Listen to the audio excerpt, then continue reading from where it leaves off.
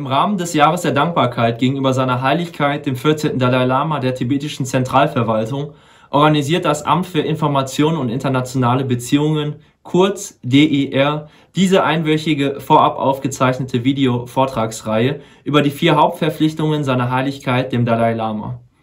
Die Förderung menschlicher Werte, die Förderung religiöser Harmonie, die Erhaltung der tibetischen Kultur und Umwelt und die Wiederbelebung der altindischen Weisheit. Diese 4 Verpflichtungen spiegeln die lebenslange Überzeugung und das Bemühen seiner Heiligkeit des Dalai Lama wider, eine friedlichere und tolerantere und rationalere Welt zu schaffen, um der jungen Generation Hoffnung zu vermitteln. Auf Deutsch haben wir 2 Sprecher. Außerdem haben wir Dayap Gyaltsen Rinpoche, den spirituellen Leiter des Tibet-Hauses Deutschland, und 13 weiterer Dharma-Gruppen. Meine sehr verehrten Damen und Herren, 2020 wurde von unserer zentraltibetischen Administration in Dharamsala, Nordindien, als Jahr der Dankbarkeit gegenüber dem großen 14. Dalai Lama ausgerufen. Ich fühle mich sehr geehrt, in diesem Zusammenhang mit einem Vortrag teilzunehmen und bin gebeten worden, über die Förderung der menschlichen Werte zu sprechen. Dies ist erste 4 Lebensaufgaben des großen Dalai Lama. Ich bin Tibetologe und gleichzeitig langjährig eng verbunden mit dem derzeitigen Dalai Lama.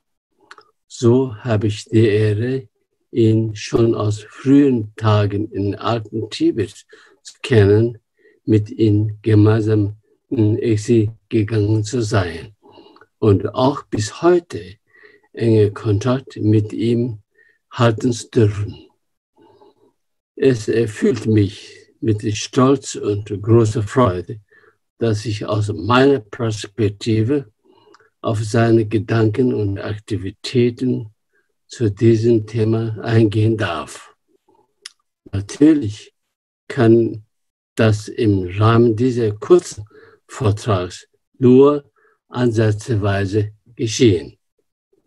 Zunächst möchte ich feststellen, dass ich, nachdem ich den Dalai Lama viele Jahre lang beobachtet habe, zur folgenden festen Überzeugung gelangt bin und das völlig losgelöst von seinem Titel und seiner Funktion.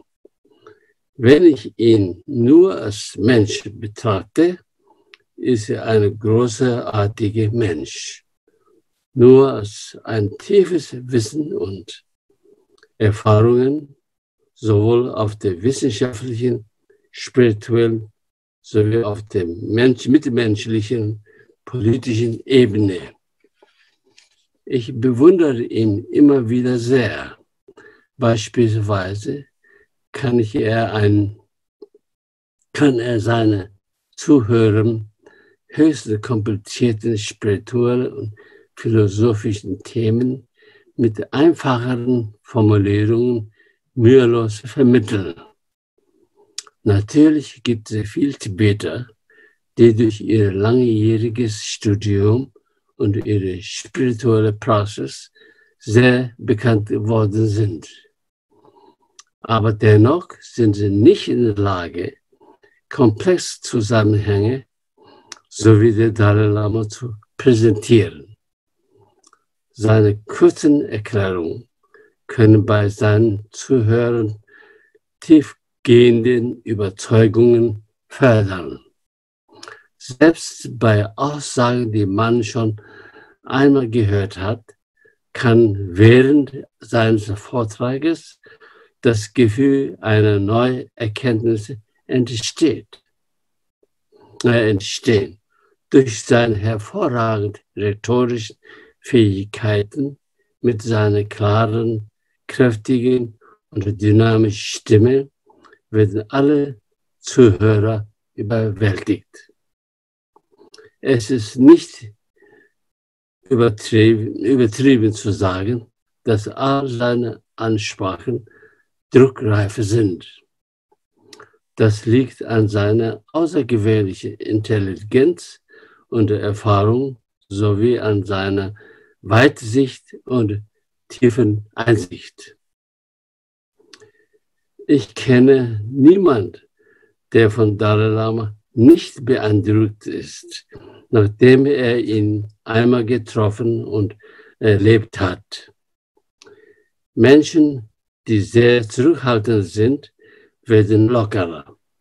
Aber auch Menschen, die überhebliche und arrogant sind, werden offener, weil Dalai Lama selber mit all seiner Entspannung umgeht.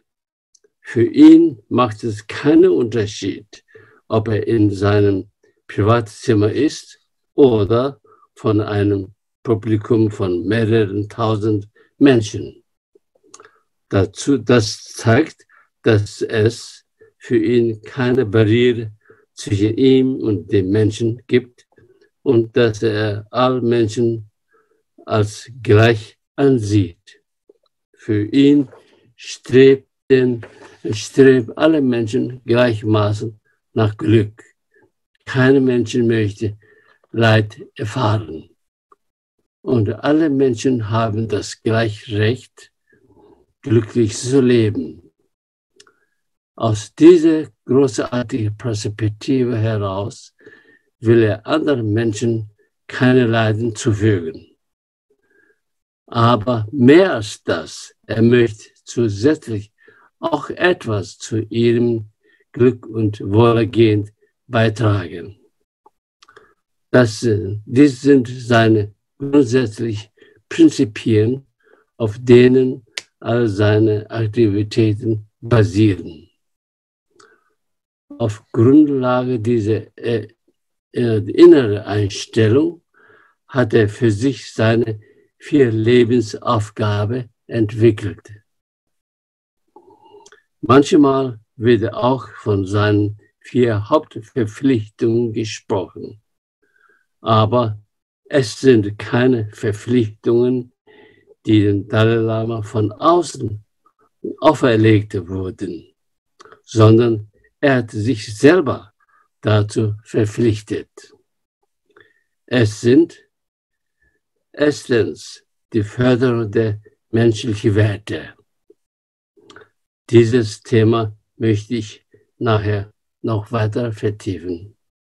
Zweitens, die Harmonie zwischen den Weltreligionen. Drittens, der Schutz der tibetischen Kultur und Religionen, der Ökologie und der tibetischen Identität. Viertens, die Wiederbelebung des alten indischen Wissens und der alten indischen Werte, vor allem Mitgefühl und Gewaltlosigkeit. Er möchte damit dazu Frieden und Harmonie für die gesamte Weltbevölkerung beitragen. Schon seit den 60er Jahren sind die Inhalte dieser 4 Aufgaben in den Vorträgen des Dalai Lama zu finden. Und er hat im Laufe der Jahre bei seinen Vortragsreisen immer öfter über diese Themen gesprochen. Aber er hatte auch gesagt, dass er durch seine Reisen und die Begegnung mit anderen Menschen selber viel lernen konnte. Besonders seit er 1973 nach Deutschland und in einige andere europäische Länder gereist ist, sei das so gewesen. Die 4 Lebensaufgaben des Dalai Lama finden sich auch sehr detailliert im ersten Band seines Werkes, Gyalwar Gongseul. Das ist der erste Band des Gyalwar Gongseul. Das große, das gerade ins Englisch, Deutsch und Chinesisch übersetzt wird. Er hatte mich vor 15 Jahren beauftragt, es auf Basis seiner vielen Vorträge, die ich mit großer Bewunderung gehört habe, zusammenzustellen. Zur ersten Lebensaufgabe hat er sich verpflichtet, weil er als Mensch die über 7,7 Milliarden andere Menschen als Gefährten betrachtet. Wir können die Menschheit zwar in Bezug auf Volkszugehörigkeit, Hautfarbe, Sprache, Religionen, Geschlecht und so weiter einteilen. Aber im Grunde sind wir gleich in Bezug darauf, dass wir menschliche Wesen sind und die gleichen Bedürfnisse haben, wie gerade schon gesagt. Jede und jeder von uns möchte glücklich sein und nicht leiden. Dieser Wunsch ist übrigens nicht nur auf Menschen beschränkt, sogar Ameisen haben ihn. Wir alle gleichen uns, auch allen die Folgenden. Wir alle haben das Recht, unseren Wunsch zu erfüllen und verschiedene Mittel anzuwenden, um unser Glück zu erreichen. Aber wenn wir unser Glück auf Kosten anderen zu erreichen suchen, dann wird das langfristig zu Schaden für uns selber führen. Das liegt daran, dass wir als Menschen sozusagen Sozialtiere sind. Wir sind von anderen abhängig und andere sind von uns abhängig. Wir werden das gleich nach etwas genauer erklären. Wenn wir also glücklich sein wollen und Leid vermeiden wollen, dann ist es wichtig, dass wir uns fragen, welche Folgen werden meine Handlungen haben. Es gibt kurzfristige und langfristige Folgen. Wenn uns etwas zwar kurzfristig ein Glücksgefühl gibt, aber langfristig zu Schaden führt, dann sollten wir es lieber nicht tun. Dazu gehört auch, dass wir uns fragen, ob unsere Handlungen anderen nützen oder schaden. Der Dalai Lama sagt, dass wir anfangs wenigstens die Handlungen unterlassen sollten, die anderen schaden. Aber die beste Möglichkeit, um glücklich zu werden, ist folgende.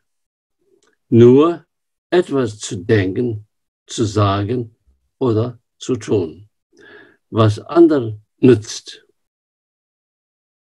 Wenn wir weiterhin versuchen, auf Kosten von anderen Menschen und Tieren glücklich zu werden, werden am Ende wohl andere als auch wir leiden. Daher ist es so wichtig, einen mitfühlenden Geist zu entwickeln und beizubehalten. Außerdem ist Mitgefühl neben Geduld und Achtsamkeit eines der wichtigsten Gegenmittel zu Ärger. Dabei ist nicht der Ärger an sich das Problem. Ärger ist nur ein Gefühl. In einem Bücher des Dalai Lama steht, dass aus der biologischen Sicht in unsere elementare Gefühle an Evolutionszweck haben. Das gilt auch für Ärger. Aber oft führt der Ärger dazu, dass wir völlig unüberlegt etwas sagen oder tun. Der Dalai Lama sagt dazu, wir sollten der Kraft des Ärgers nicht trauen. Ärger ist wie die Handlung eines Verrückten. Er verleitet uns dazu, sowohl uns selber als auch andere zu verletzen. Es geht überhaupt nicht darum, den Ärger zu unterdrücken, sondern es geht darum zu lernen, mit dem Ärger besser umzugehen. Besser aber ist es, wenn wir gar nicht mehr so leicht ärgerlich werden. Dalai Lama dabei können uns die Übung von Mitgefühl und Geduld sehr helfen. Der Dalai Lama traf immer einmal einen sehr gelehrten Wissenschaftler. Dieser erzählte, dass er sehr reizbar sei und leicht ärgerlich werde. Er fragte den Dalai Lama, was er dagegen tun könne.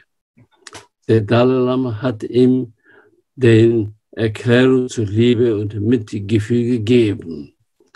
Nach nur 7 Monaten traf der Wissenschaftler den Dalai Lama wieder und berichtete, ihre Unterweisungen waren für mich die allerbesten Unterweisungen. Ich habe geübt und sehr viel gelernt.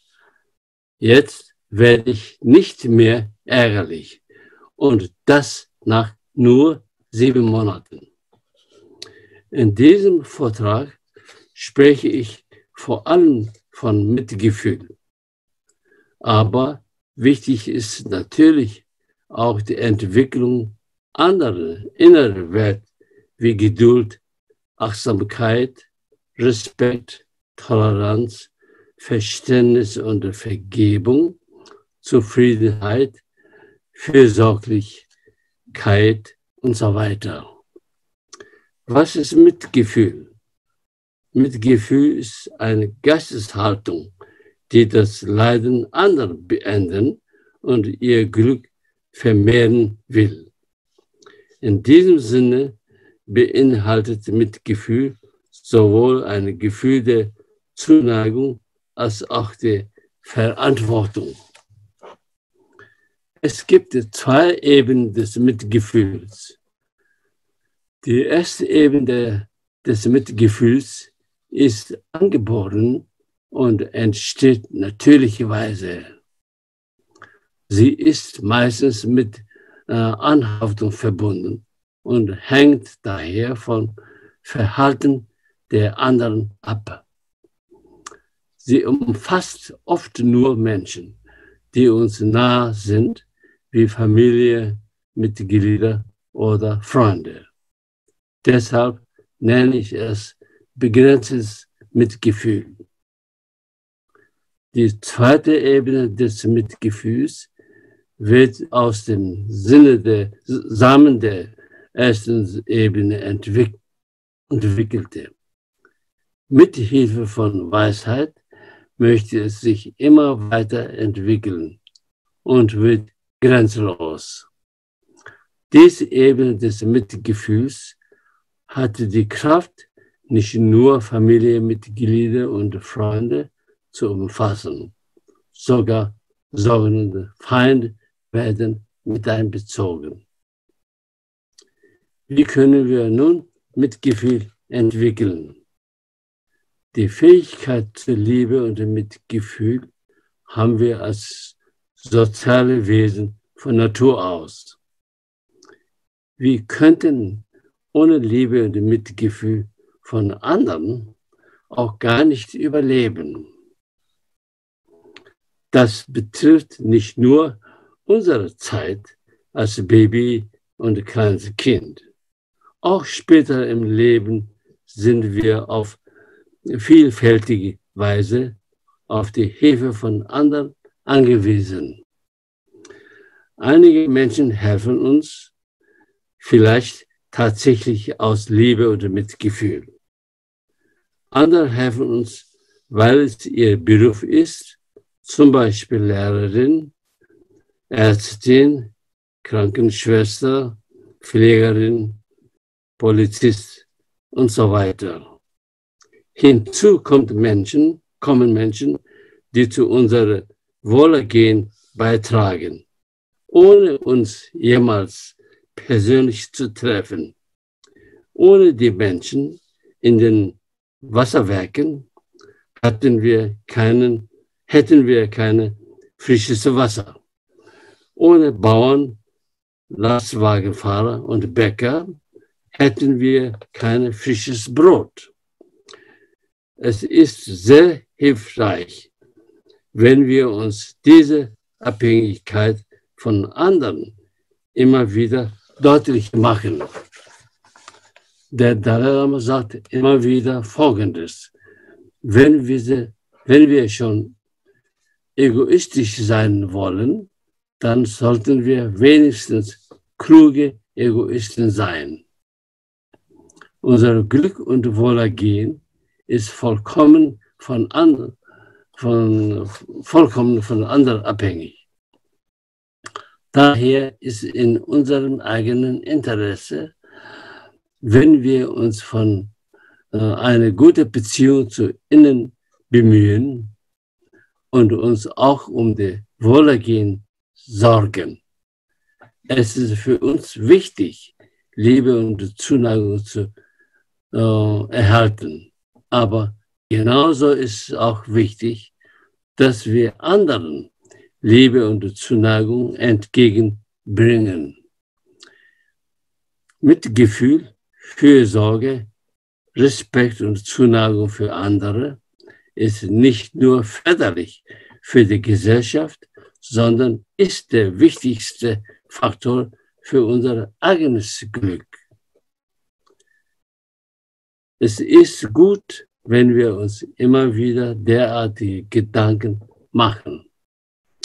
Das kann uns dabei helfen, unser schon angeborenes Mitgefühl ein bisschen in Richtung der zweiten Ebene des Mitgefühls entwickeln, also in Richtung des grenzenlosen Mitgefühls. Etwas Intellektuelles zu verstehen reicht nicht aus. Wir brauchen mehr. Im Buddhismus wird eine Abfolge von Schritten empfohlen, die Hören, Nachdenken, Meditieren genannt werden. Wenn wir das mit nicht-buddhistischen Worten beschreiben möchten, könnten wir sagen, zuerst informieren wir uns, anschließend denken wir gründlich darüber nach, danach verinnerlichen wir es und werden vertraut damit, bis es schließlich eine Gewohnheit werde. Um etwas zur Gewohnheit werden zu lassen, muss man gar nicht stundenlang machen. Wichtiger ist die Regelmäßigkeit. Das heißt, es ist besser, jeden Tag ein bisschen zu üben, als im großen Abstand und dann stundenlang zu praktizieren. Es gibt jedoch auch andere Methoden, um etwas Heilsames zur Gewohnheit werden zu lassen. Beispielsweise gibt es im psychotherapeutischen und pädagogischen Kontext verschiedene Programme zur Entwicklung von Mitgefühl.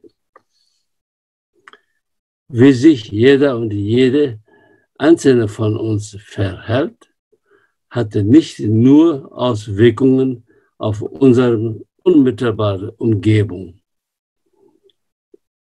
Es hat zum Beispiel auch Auswirkungen darauf, ob wir in unserer Familie oder am Arbeitsplatz harmonisch miteinander leben und arbeiten können. Und es hat auch Auswirkungen auf die Gesellschaft als Ganzes, wenn die ethischen Qualitäten der Menschen abnehmen, hat er schwerwiegende Folgen.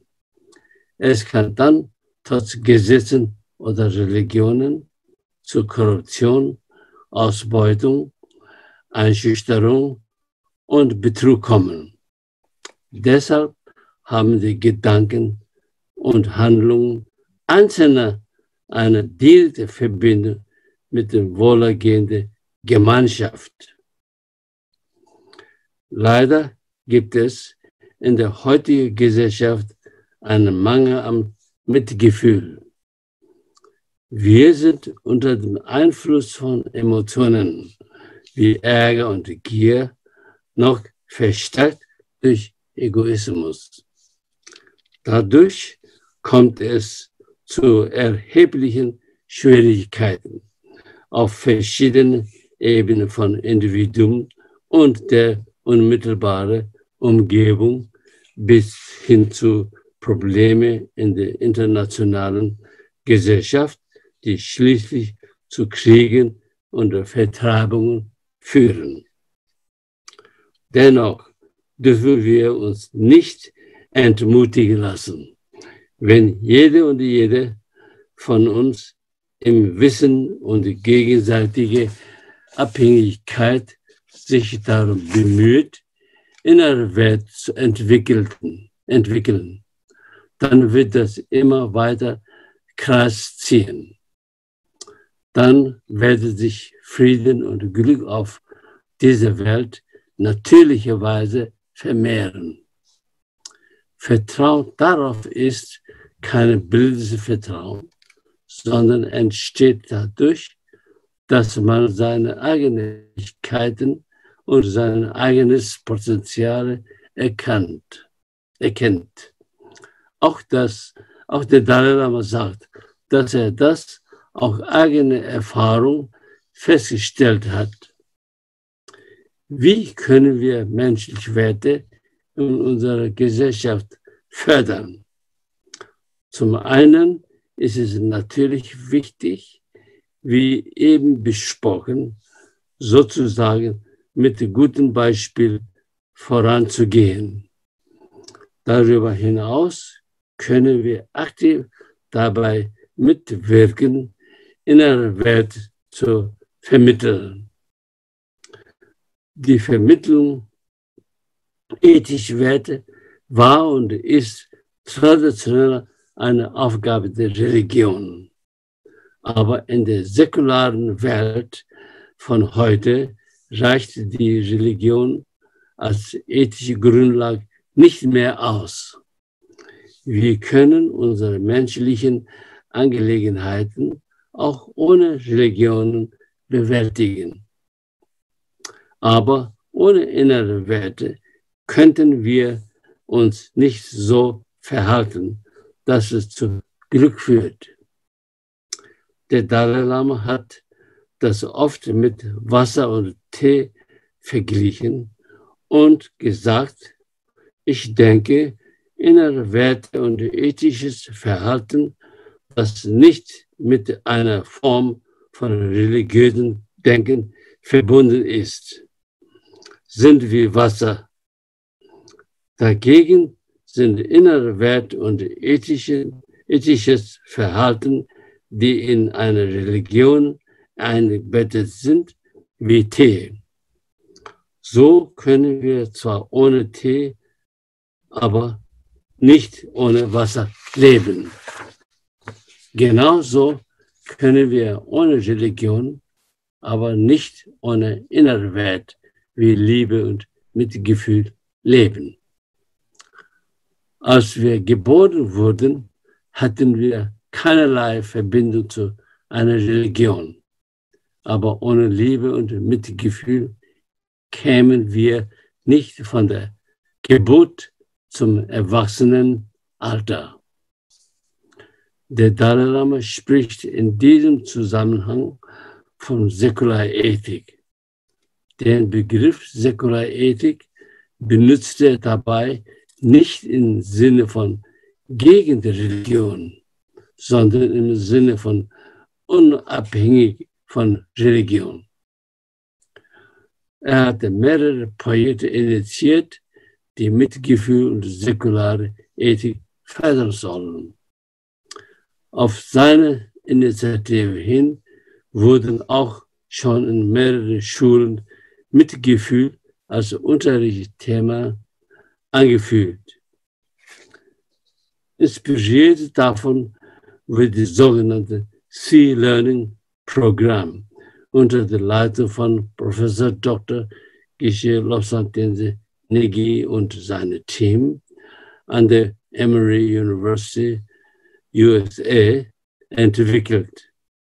C-Learning, Social, Emotional and Ethical Learning heißt auf Deutsch soziales, emotionales und ethisches Lernen. Es gründet auf einer mitgefühlsbasierten Ethik zur Entwicklung und Förderung von sozialem, emotionalem und ethischem Lernen.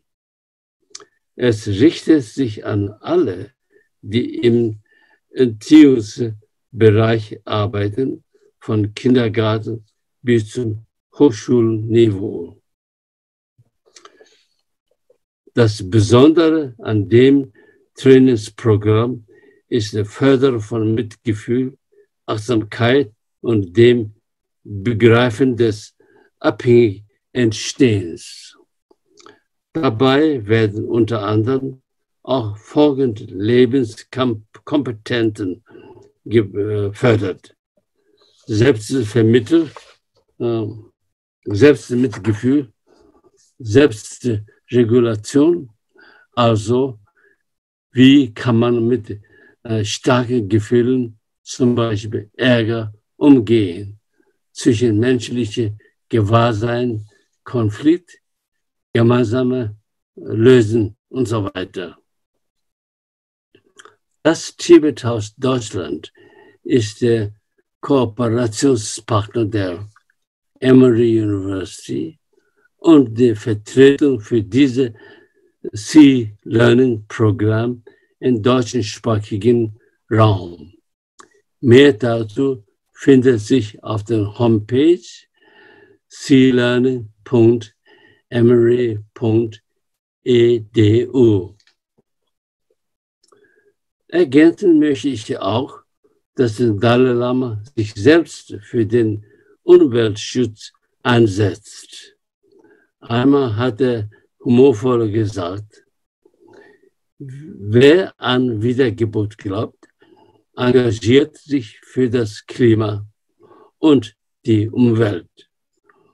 Denn wir kommen ja wieder auf diesem Planeten und wollen schon deshalb eine gesunde Erde. Aber auch für die Menschen, die nicht an Wiedergeburt glauben, sollte Folgendes offensichtlicher sein. Wir können also 7,7 Milliarden Menschen nicht harmonisch zusammenleben, wenn die klimatische Bedingungen immer schwieriger werden. Dann wird das Überleben in vielen Gebieten extrem schwierig oder sogar unmöglich. Die Menschen müssen dann fliehen und es kommt zu Kämpfen um Nahrung und Wasser. Wenn wir uns für Frieden und Harmonie zwischen den Menschen einsetzen möchten, müssen wir uns also auch für den Umweltschutz einsetzen. Wie ein guter Vater sich für all seine Kinder einsetzt, so arbeitet Dalai Lama unermüdlich zu unserem Wohl. Er sagt uns immer und immer wieder, was wir tun können, um ein glückliches Leben zu führen. Ich könnte noch viel weitere Beispiele für sein unermüdliches Engagement geben und auch noch viel mehr zum Thema Mitgefühl und Säkularethik erklären. Aber dazu reicht meine Zeit leider nicht. Daher möchte ich Ihnen allen sehr die Vortrag des Dalai Lama zu diesem Thema ans Herz legen, die zum Beispiel auf seiner offiziellen Website oder auf YouTube zu sehen sind.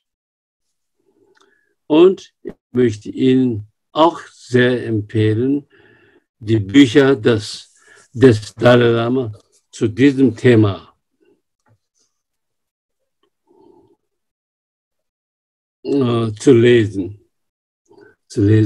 Allein über die 4 Lebensaufgaben des Dalai Lama, 136 Bücher auf Tibetisch veröffentlicht. Zahlreiche davon wurden auch in andere Sprachen übersetzt. Das kleine Buch mit dem Titel Ethik ist wichtiger als Religion, wurde schon in 22 Sprachen übersetzt. Wenn Sie es noch nicht gelesen haben, dann möchte ich es Ihnen sehr empfehlen. Außerdem möchte ich Ihnen 2 weitere Bücher empfehlen, in denen die Förderung der menschlichen Werte und der säkularen Ethik wunderbar und ausführlich erklärt werden. Eines heißt das Buch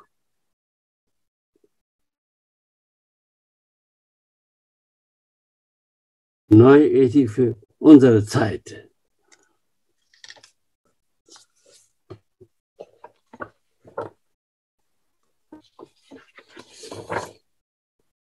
Und das andere Rückkehr zur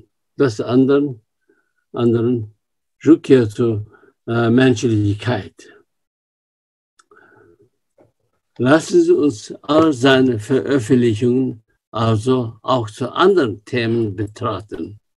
Soweit ich informiert bin, wurden verschiedene Bücher des Dalai Lama in 14 verschiedene andere Sprachen herausgegeben, darunter auf Englisch, Deutsch, Französisch, Niederländisch, Spanisch, Italienisch, Russisch, Japanisch, Chinesisch, Vietnamesisch und Koreanisch.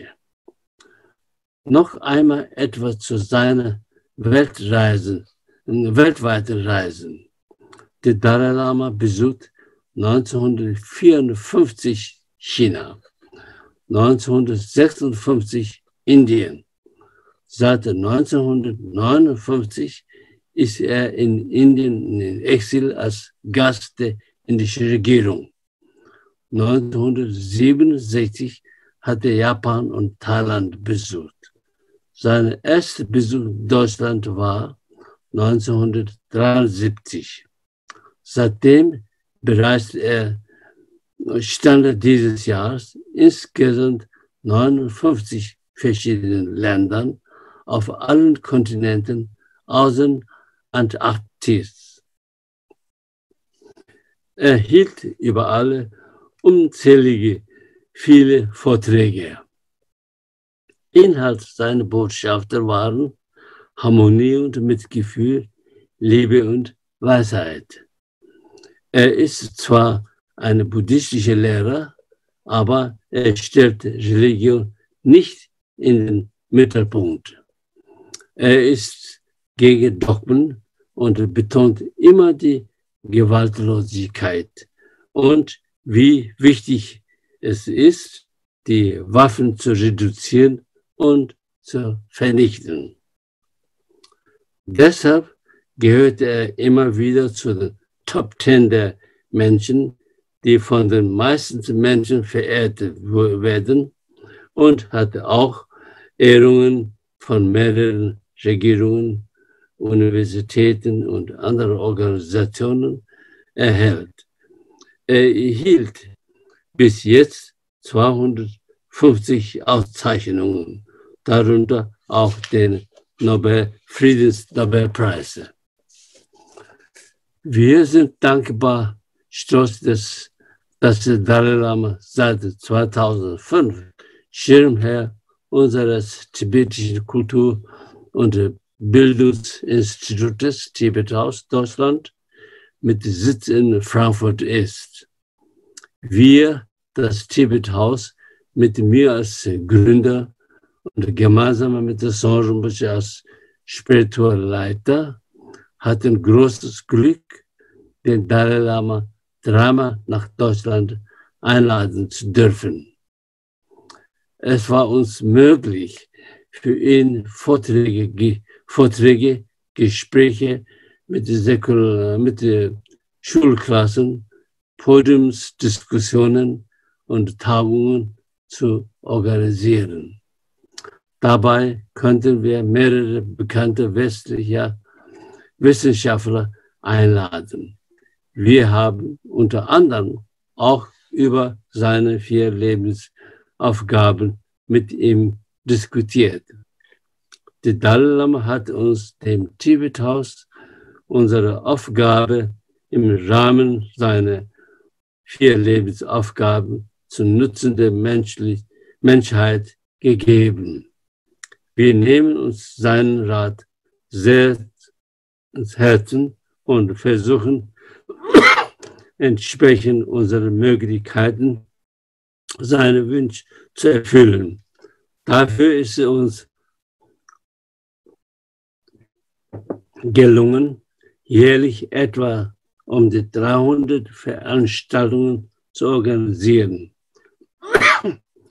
Dies haben spirituelle, kulturelle und gesellschaftliche Inhalte. Ein anderes wichtiges Aufgabengebiet ist die Beteiligung an dem schon erwähnten Sea Learning. Wir hoffen, dass wir sehr lange weiter mit dem Dalai Lama verbunden bleiben werden. Nun möchte ich hier an dieser Stelle von mir persönlich, ganz aus meinem Herzen, an unseren großen 14. Dalai Lama, an seine Güte erinnern. Danke, Dalai Lama, der du unser unbeschreibbare, gütige Lehrer bist. Danke, Dalai Lama, der du unser hervorragender Schutz bist. Danke, Dalai Lama, der du der einzige Hoffnungsträger für unsere Tibeter in Tibet und außerhalb Tibets bist. Zum Schluss wünsche ich mir, dass ich all meine Zuhörerinnen und Zuhörer die Denkweise des Dalai Lama als Vorbild nehmen. Wie könnten wir unsere Dankbarkeit ihm gegenüber am besten ausdrücken? Indem wir ihm dabei helfen, zur Harmonie und Frieden zwischen den Menschen beizutragen. Und das fängt damit an, dass wir uns selber um die Entwicklung unserer inneren Werte bemühen. Damit bin ich sicher, dass jede und jeder von uns eine gute Mensch bleibt oder eine gute Mensch werden will. Und damit werden wir alle harmonischer und glücklicher zusammenleben. Herzlichen Dank für Ihre Aufmerksamkeit.